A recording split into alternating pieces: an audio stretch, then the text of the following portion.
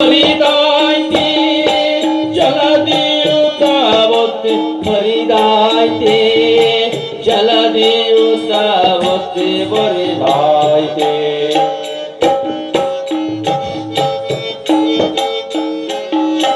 ಬಿಸಿಲು ತಾಪಕ್ಕೆ ಅಂಜಿ ಮರದ ನೆರಳಿಗೆ ಹೋದೆ ಮರ ಬಗ್ಗಿ ಶಿರದ ಮೇಲ್ ಹೊರಗಿದ್ದೆ ಹರಿಯೇ ಮರ ಬಗ್ಗಿ ಶಿರದ ಮೇಲ್ ಹೊರಗಿದ್ದೆ ಹರಿಯೇ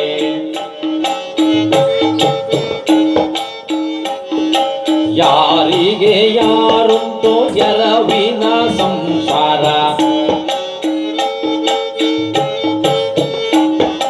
ಯಾರಿಗೆ ಯಾರುಂಟೋ ಎರವಿನ ಸಂಸಾರ ನೀರ ಮೇಲನಗುಳ್ಳೆ ನಿಜವಲ್ಲ ಹರಿಯೇ ನೀರ ಮೇಲನಗುಳ್ಳೆ ನಿಜವಲ್ಲ ಹರಿಯೇ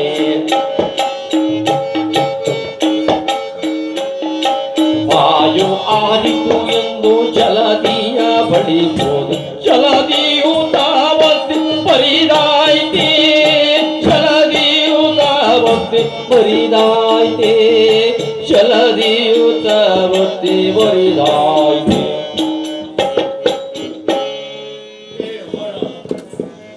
ಎಂತಹ ದೌರ್ಭಾಗ್ಯ ನನ್ನ ಬದುಕಿನಲ್ಲಿ ಒದಗಿ ಹೋಯಿತು. ಅರಮನೆಯಲ್ಲಿದ್ದಾಗ ಅದೆಷ್ಟೋ ಜನರಿಗೆ ದಾನ ಧರ್ಮಗಳನ್ನು ಮಾಡಿದಂಥ ಕಾಲಗಳಿವೆ. ಇಂದು ಸರೋವರಕ್ಕೆ ಹೋಗಿ ನೀರನ್ನು ಕುಡಿಯಬೇಕು ಎಂಬುದಾಗಿ ಈ ನನ್ನ ಕರವನ್ನು ಸೋಕಿದ ಕ್ಷಣ ಸರೋವರದಲ್ಲಿದ್ದ ನೀರೆಲ್ಲ ಬತ್ತಿ ಬರಿದಾಗಿ ಹೋಯಿತು. ಬಿಸಿಲಿನ ತಾಪವನ್ನು ತಾಳಲಾರದೆ ಮರದ ನೆರಳಿಗೆ ಹೋದ್ರಿ ಮರವೇ ಬೇರು ಸಹಿತವಾಗಿ ನನ್ನ ತಲೆ ಮೇಲೆ ಎತ್ತಲಿಕ್ಕೆ ಪ್ರಯತ್ನ ಮಾಡ್ತಾನೆ. ಈ ದಟ್ಟವಾದ ಅರಣ್ಯದಲ್ಲಿ ನಾನು ರೋದನೆಗೈತಾ ಇದ್ದೇನೆ ಅಂತ ಹೇಳಿದ್ರೆ ನನ್ನ ರೋದನೆಯನ್ನು ಕೇಳುವರು ಯಾರಿದ್ದಾರೆ ಹೇಳುವರಿದ್ದಾರೆ.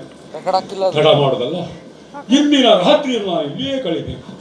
ನೋಡ್ತಾ ಇದ್ದೇನೆ ಸಾಕಷ್ಟು ತೆರೆಗೆಲೆಗಳು ಇಲ್ಲಿ ಇದ್ದಾನೆ. ಆ ತೆರೆಗೆಲೆಗಳನ್ನು ಹಾಸಿಗೆಯನ್ನಾಗಿ ಮಾಡಿ ಮರದ ಬೇರಿಗೆ ತಲೆಯಿಟ್ಟು ಮಳೆಯುತ್ತೇನೆ. ಮುಂದೆ ಶ್ರೀರಾಮಚಂದ್ರ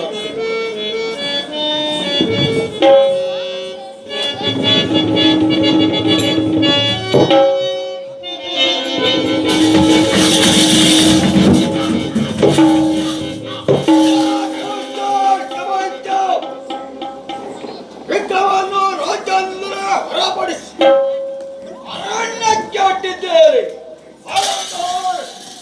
ವಿಕ್ರಮ ಯಾವ ಕಷ್ಟದಲ್ಲಿ ಸಿಲಕ್ಕೆ ಕೊಟ್ಟಿದ್ದಾನೆ ಎಂಬುದು ಧ್ರುವ ದೃಷ್ಟವನ್ನು ಆರಿಸಿ ಯಾವ ದೃಷ್ಟವೇ ತಿಳಿದು ನೋಡ್ತಾ ಇದ್ದೇನೆ.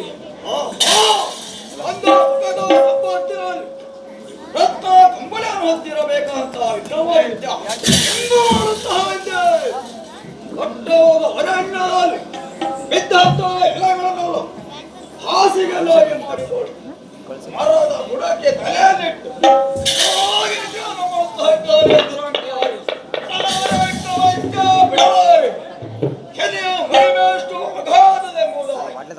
ಸರಿಯಾಗಿ ತೋರಿಸುತ್ತೇನೆ ವಿಕ್ರಮಾದಿತ್ಯ.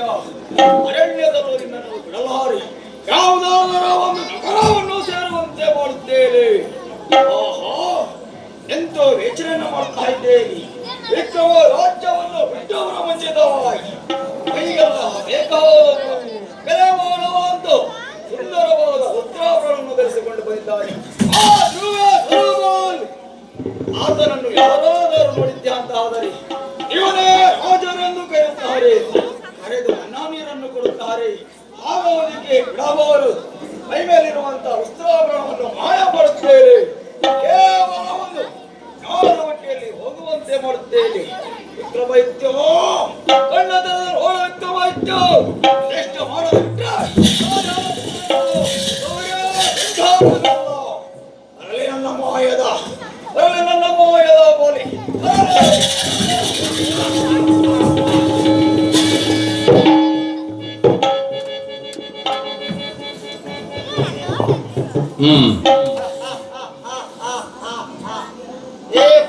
ವಿಕ್ರಮಾದಿತ್ಯ ನೀರಿದ್ದ ದುರ್ಗ ಅಂದುಕೊಂಡ ಪಾಪಿ ನೀರಿದ್ದ ಈಶ್ವರ್ಯ ಮನಸ್ಸನ್ನ ನಾನೊಬ್ಬ ಮಾಯದ ಶನಿ ಎಂಬುದೇ ಗೊತ್ತಾಗಲಿಲ್ಲ.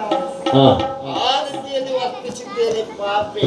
ಹ್ಮ್ ವಿಕ್ರಮನನ್ನು ಕಾಡಿಗಟ್ಟಿದ್ದಾಯ್ತು. ಹಾ ಪ್ರಧಾನಿಯಲ್ಲಿ ಹಲವಾರು ಪ್ರಶ್ನೆ ಉಂಟು. ಹ್ಮ್ ಕುದುರೆಯನ್ನಾದರೂ ಕೊಡು, ಅದರ ತಕ್ಕ ಬೆಲೆಯನ್ನಾದರೂ ಕೊಡು ಎಂಬುದಾಗಿ ಕೇಳಿದ್ದೇನೆ. ಹಾ ಕಾಲ ಕೂಡಿ ಬರುವವರೆಗೆ ಈ ಉಜ್ಜಯಿನಿ ಪಟ್ಟಣವು ಈ ಶನಿಯ ಬಳಿ ಇರಬೇಕು. ಹಾ ಹಾಗೆ ಮಾಡಲಿಲ್ಲ ಅಂತಾದ್ರೆ 9 ಗ್ರಹಗಳಿಗೆ ಶ್ರೇಷ್ಠನೇ ಅಲ್ಲ. ಏ ಪ್ರಧಾನಿ, ಏನಯ್ಯ ಪ್ರಾಧಾನಿಗೆ ಮಗರೆಯೋ ಎಲ್ಲೆ ಮಗರೆಯೋ ಎಲ್ಲೆ ಹೋದನು ಕಾಣಿದ ಎನ್ನುತ್ತ ಶನಿಯೋ ಎನ್ನುತ್ತ ಶನಿಯ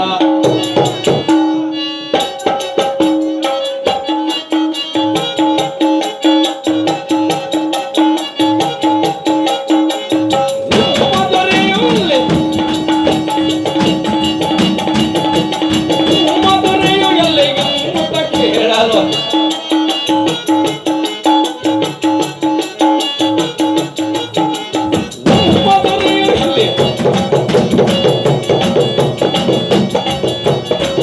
ಮದುರೆಯಲ್ಲಿ ಹೋದನು ಎನ್ನುತ್ತಾ ಹೇಳಲು ಶನಿಯಗ ಜಾಗೃತಿಯಿಂದಲೇ ನಮ್ಮ ದುರ್ಗವ ಕೊಡು ನಿಮಗೆ ತಡವಿಕೆ ಎಂದಮೆ ಕಾರೆ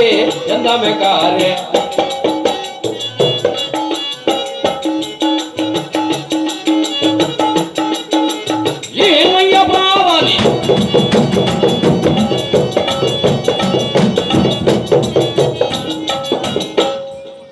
ಏ ಮೋಸಗಾರ ಪ್ರಧಾನಿ, ಎಲ್ಲಿ ಹೋದ ನಿನ್ನ ಮೋಸದವರೇ? ಅರಕ್ಷಣದಲ್ಲಿ ಬರ್ತೀನಿ ಅಂತ ಹೇಳಿದ ಮಾತು ಎಷ್ಟು ದಿನವಾಯ್ತಾ? ಏನು ದಿಕ್ಕು ದಿಕ್ಕಿಗೂ ಜನರನ್ನು ಬಿಟ್ಟು ಉಳಿಸಿದ್ದೇನೆ. ಹಾ. ಮಹಾರಾಜರ ಸುಳಿವೇ ಇಲ್ಲ. ಗೊತ್ತಂದ್ರೆ ಸಾಯಲಿ ಬಿಡು. ಹಾ? ನನ್ನನ್ನು ಕರೆಸಿದ ಕಾರಣವೇನು ಗೊತ್ತಾಗಲಿಲ್ಲ. ಕರ್ಸಿದ ಕಾರಣ ಹೌದು. ಕುದುರೆಯಲ್ಲಿ ಹೋದ್ನಲ್ಲ, ದುಡ್ಡು ಅವನ ಅಪ್ಪ ಕೊಡ್ತಾನೆ. ಕರೆಕ್ಟಾಗಿ ಮಾತಾಡು. ಏಯ್, ಕರೆಕ್ಟಾಗಿ ಮಾತಾಡು. ಮತ್ತೆ ಯಾಕೆ ಮಾತಾಡ್ತೀನಿ? ಹಾ. ಎಷ್ಟು ದಿನ ಆಯ್ತು? ನನ್ನಲ್ಲಿ ಕೇಳು. ನಿನ್ನಲ್ಲಿ ಕೇಳೋದು ಎಂತಿಲ್ಲ ಮಂತ್ರಿಗಳೇ.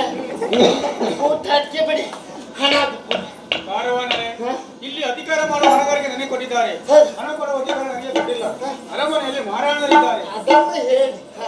ಅವರನ್ನು ಕೇಳಿ ನಿಮಗೆ ಹಣ ಕೊಡುವ ವ್ಯವಸ್ಥೆ ಮಾಡುತ್ತೇನೆ. ಅಲ್ಲಿವರೆಗೂ ಶ್ರಮಿಸಿದರು. ಮಂತ್ರಿಗಳೇ, ಹಣ ಕೊಡ್ಲಿಲ್ಲ ಅಂತಾದ್ರೆ ಈ ಜಾಗದಿಂದ ಕೊಲ್ಲುವುದಿಲ್ಲ, ನೋಡ್ತೀರಾ? ಹೋಗಿ.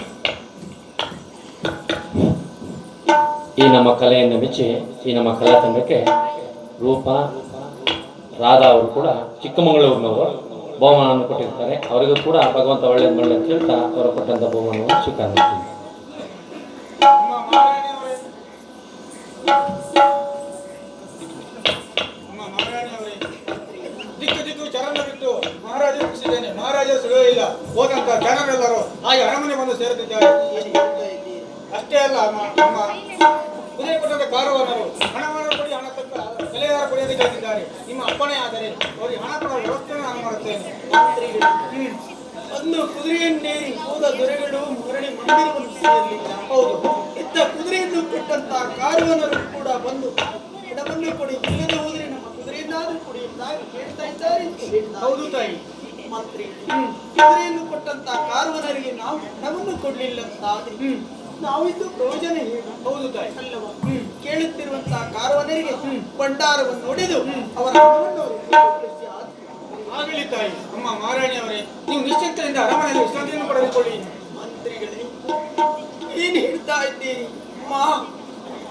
ಮಂದಿರದಲ್ಲಿ ಹೋಗಿ ವಿಶ್ರಾಂತಿಯನ್ನು ಪಡೆಯಿರಿ ಎಂಬುದಾಗಿ ಹೇಳ್ತಾ ಇದ್ದೀರಿ. ಹೌದು ತಾಯಿ, ನನ್ನ ಪತಿಯು ಅಂದು ಕುದುರೆಯನ್ನೇರಿ ಹೋದಂತ ಅವರು ಅಂದಿನಿಂದ ಇಂದಿನವರೆಗೂ ಮರಳಿ ಮಂದಿರವನ್ನು ಸೇರಲಿಲ್ಲ. ನನ್ನವರು ಮಂದಿರದಲ್ಲಿ ಇರುವಾಗ ಹೂವಿನ ಹಾಸಿಗೆ ಮೇಲೆ ನಡೆದು ಹೋಗುವುದು, ಹೋಗು ಮಂಚದ ಮೇಲೆ ಕುಳಿತುಕೊಂಡಾಗ ಎಷ್ಟೋ ಜನ ನನ್ನವರನ್ನು ಹೋಗುವರಿದ್ರು. ಇಂದು ನೀರು ನೆರಳಿದ್ದಂತ ಸ್ಥಾನದಲ್ಲಿದ್ದಾರೋ ಅಥವಾ ನೀರು ನೆರಳಿಲ್ಲದಂತ ಸ್ಥಾನದಲ್ಲಿದ್ದಾರೋ ಒಂದು ತಿಳಿಯದ ಸ್ಥಿತಿಯಲ್ಲಿದ್ದೇವೆ. ಹೌದು ತಾಯಿ, ಅಮ್ಮ, ಕಾಳಿಕ ಮಾತೆ, ನನ್ನವರನ್ನು ಮಂದಿರಕ್ಕೆ ಬರುವಂತೆ ಮಾಡು ತಾಯಿ, ನಿನ್ನಲ್ಲಿ ಕೈ ಮುಗಿದು ಕೇಳ್ತಾ ಇದ್ದೇನೆ. ಮಂತ್ರಿಗಳೇ, ಎಲ್ಲಿ ಇರಲಿ ಅವರನ್ನು ನಿಮ್ಮದು ಆದಿತ್ಯ ಬೆಳೀತಾ ಇದೆ. ಇಷ್ಟೊಂದು ಅರಮನೆ ಸೇರಿ ನೀವು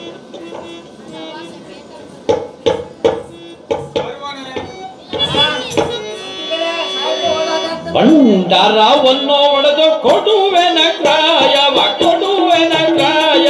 ಸಡಗರ ದೇಶ ನೀರಾಜ ದ್ರವ್ಯ ಕೈಗೊಂಡ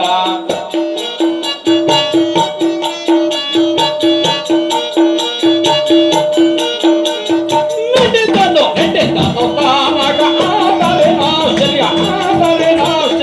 ಕಡದೆ ಬಂದಿತ್ತು ಕೃಷ್ಣ ನಗರದ ಜನಕ್ಕೆ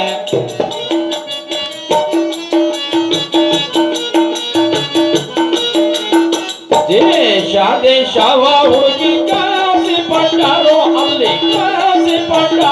ಅಲ್ಲಿ ಮೋಸವಾಯಿತು ಇಲ್ಲಿ ಶಿವನ ಸಲಹಾಲೆ